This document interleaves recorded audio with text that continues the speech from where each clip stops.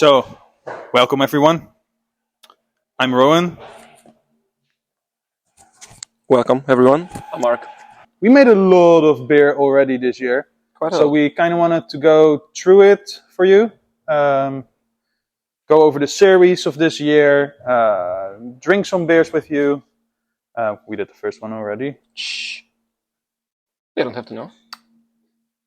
Oh, it's kind of obvious. Kees came over last year, and we made this beautiful beer with licorice and chocolate. Let's go. Moersleutel. Wow. Shall we do the IPAs first? So, my favorite one, yes, it's Gravitate. Single IPA of 7% ABV. Super fresh. What I quite like about this beer is the loads and loads of very fresh and green grassy notes on top of the sweet maltiness, combined with a pretty good yeast expression. We used one of our favorite tilized yeasts for this beer. Citruses, zesty lime, grapefruit, some Sauvignon Blanc. A lot of grapes on the nose. A lot of grapes. Passion fruit. But the body is quite big for a single IPA. Yeah, why do you think it's my favorite one then? No surprise, right? Because of the big body. One of the beers in this series was a learning point, and we changed a little bit about our IPAs. So we use a huge amount of adjuncts now, so oats, rye, spelt, together with quite some more hot side hops, which makes this the haze is a little bit more than you are maybe used to get from Moersleutel IPAs. Yeah, definitely. And also we like this process because it lays a nice foundation for flavors as well. Mm-hmm. So it's a more layered and complex hop character we found. So last year we did the Could You Pass Me the Tool? Dutch tools. Last one was the Flessenlikker. And we transitioned this into Could You Calculate the? Because we are engineers. Now that you mentioned Flessenlikker, shall we? Mm-hmm. Maybe? Yeah. So, Could You Pass Me the Flessenlikker? It's the conclusive piece from the previous line of IPAs. Could you pass me the Dutch tools? And I'm just gonna pour it and put it next to Gravitate. Could you calculate the Gravitate? Mm-hmm. So that we can see the differences, or maybe similarities between the two beers, because there should be both, right? Yeah. Sabro, coconut, creamy. Nelson Sauvin, more of the grapey, Sauvignon Blanc, passion fruit. Definitely comes through. Then we also have two 8% double IPAs. So how did we distinguish these two? What is the difference? One of them is US varieties of hops, and the other one is New Zealand varieties. And next to that, we made the New Zealand beer a little bit drier than the US beer. So that means that the Momentum has more of a sweet backbone to it. So it's more of a sweet double IPA. And Modulus is more of a drier. You get a little bit more booziness, but that's just because it's... Yeah, but it's not... I mean, it's sure, it's drier if put next to Momentum, but for me personally, it's hitting the sweet spot. Okay, next one. Barley wine? Barley wine sounds lovely. Let's go. So this is from our Elements series, also a new series we are introducing this year. It is clean beers. So that means no adjuncts, just a Reinheitskapot beer. Let's try this one because it's... because we have two non-stout, non-IPA beers here. Elements series, non-adjuncts, clean beers. For the first time we did a Belgian Quadruple in our Eureka series. Last year we already started with this series, and we are continuing this year. Can I just say how much I like that Quadruple? Because it is a classic Quadruple, yet it has a very obvious Moersleutel touch to it. So what distinguishes the two? You can already see from the looks. Very obvious differences, yes. Well, a Quadruple, I don't think a Quadruple needs an introduction. here in Netherlands. It's like a classic Belgian style. It's gonna be like a higher ABV. You can expect a lot of dried fruits, some cacao notes, but no chocolate added, even though it was very tempting. And some dried fruits. It's all just the interplay of malts and yeast, and it's got a really sugar. And cassonade fermentables and yeast. Yeah, thank you. Because we have no experience with this yeast, we did a yeast tasting. So we tasted multiple quadruples next to each other from the classic Belgian Abbeys. And we selected the yeast that we liked most because we knew we wanted to make a quadruple. So we took all the quadruples, and Rochefort yeast was by far our favorite. And we did some hops on it as well, so there's some spiciness. Oh yeah, don't be afraid to tuck this away for a couple of months if you feel like it. Well, grab several cans, maybe. Have one fresh. We should have some in the webshop still. Good. I'd definitely do that if I were you. It's just interesting to see how these beers age in a cellar. Be mindful not to expose it to heat though, so keep it at a constant cold temperature, and then you should be fine. Try it in a couple of months, maybe a year even. Should be fun. So it's very fun to now taste the other one, because that one is so mellow if you compare it to the quadruple. And that's, you could almost say the beers are the same and different yeast. That's not true, because we catered it towards the yeast. But this is an English ale yeast, and this is a Belgian ale yeast. Cool. Shall we? Heavy Duties or Extravaganza? It's both new series, so we have 2 more series to explain. So, about this beer. 4 different kinds of chocolate. A whopping 140 kilos. There we go. All thick. Coming from our friends, Krak. Mark at Krak, different Mark. Yeah, I'm not Mark at Krak. I'm Mark at Moersleutel. Yes. Damn. Holy. It's like a liquid chocolate bar. What we always found in our chocolate beers is that they give quite some acidity, and therefore you can't use a crazy amount of cacao. And Mark from Krak did a certain process. He increased the roasting temperature, and he increased the temperature that the nips rest at after the roasting to burn away some more acids. Meaning that we could add so much more chocolate to our beer that from here on, this is probably the norm. This is amazing. It's like a liquid chocolate bar. Yeah. Obviously, there's a lot of cacao, but it's also very nutty. Yeah. Like peanuts in particular for me, but not in there. There's no nuts not in there. Yeah. Don't be afraid. But I quite like how this is like.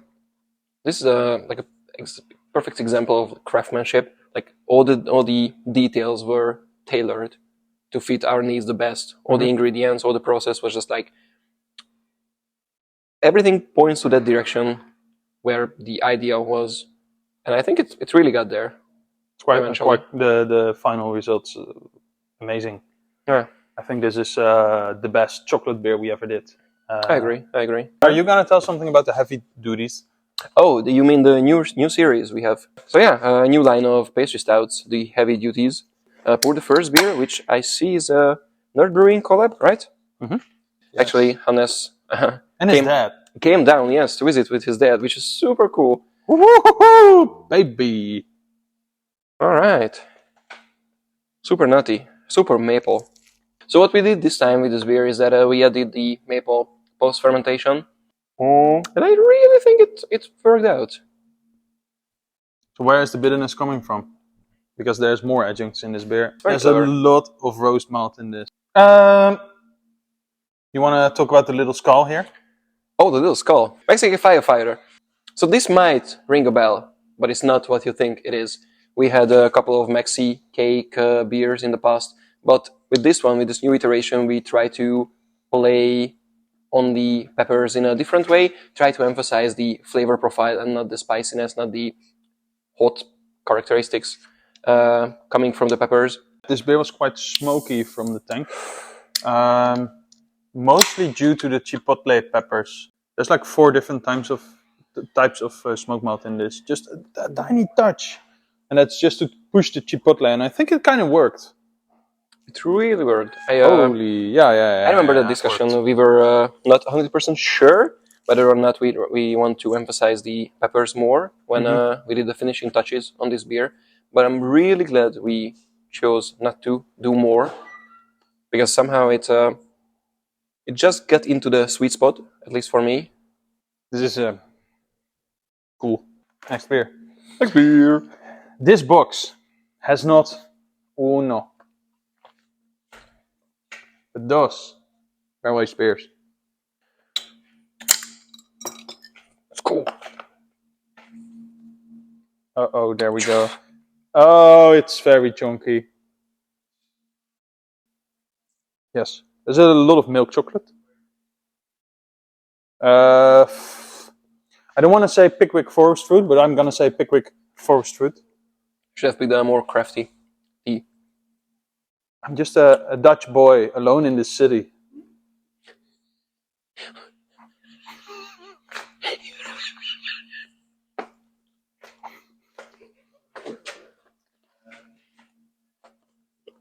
Ooh, this is thick. Just gonna act like. So what Michiel just.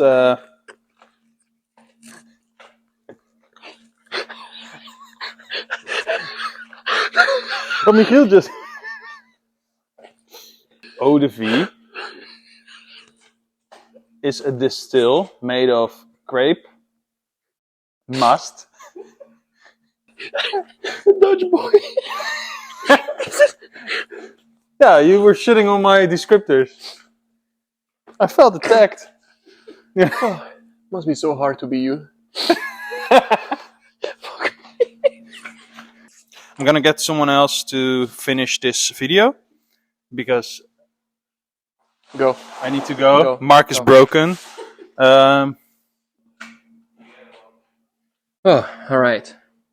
Now that on my own, I might actually be able to get some work done. Probably my favorite part about Indulgence is how all blends are so widely different from the latest one. Number 16, if you remember, was very heavy, like bourbon centric. It had everything about bourbon.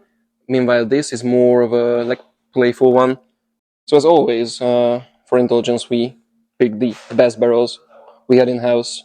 This time, it's got some Irish whiskey, some eau de vie, and some bourbon. Always just to set the table nice and deep. This is extremely fruity to me. It's like a fortified wine kind of fruitiness. Some grapes, some dried fruits, and all the spiciness from Irish whiskey. With just a hint of vanilla and bourbon, with the classic oak notes.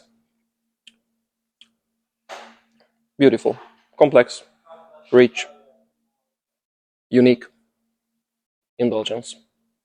And last but not least, we have the newest iteration of Barcode, orange and yellow this time. And this one was aged in rum, bourbon, and Irish whiskey barrels. Crafting Barcode is always fun. So let's see how this turned out. Oh yeah. Somehow the Irish whiskey dominates this one for me.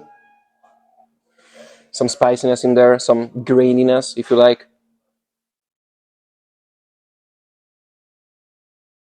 But again, the bourbon providing the deeper, oaky, vanilla notes. Shall we maybe invite Bobby for this? Because I'm very bad on flying solo, but it's not about me, it's about you. I want you to be here with me. Would you be willing to do that, please? So this one was aged in 15-year-old rum, bourbon, and Irish whiskey barrels. And these are all over the beer. The interplay between the more like lighter, more spicy rum and the deeper, more like somehow bigger bourbon is just I really like bourbon and rum might be my favorite barrel combination. I agree. The beer. especially because the end is that warmth of the Scotch, the bourbon that you usually get when you have it straight. But the beginning is very nice and sort of sweet, rounded. Just kind of a roller coaster of flavors, and it just keeps going, just keeps on giving. So it's the gift that Michiel is the gift that keeps on giving. yeah, he's our biggest gift probably. So did we already talk about our new design? So we're really trying to just emphasize the Moersleutel logo, trying to put it more up front. Yeah. You know, we know we have a lot of fans that know us, but there's so many people that don't know us yet, and we want them to be able to recognize us easily, just as well as they recognize our beer. But you can always tell when it's a Moersleutel beer. Yeah. When you try it. Exactly. And now we want you to be able to see it right away when you go into the store, your bottle shop, your, supermarket, your online shop, wherever you're getting your beer, as long as it's not Marktplaats. Why would you do that? So, Prost. Cheers. Moersleutel. Been a pleasure. And now back to our correspondent on the streets, Rowan. Thank you for watching. I hope you enjoyed this video. I also hope to see you in the next one. We have some very exciting craftsmanship coming in. Some new things again. And that's the box of April, right? Not if it's true. Thank you, Charlotte. And after that, there's our 8-year anniversary beer box, right? So stay tuned. Hello. I think I need a therapy session about this. I need to know I'm not alone.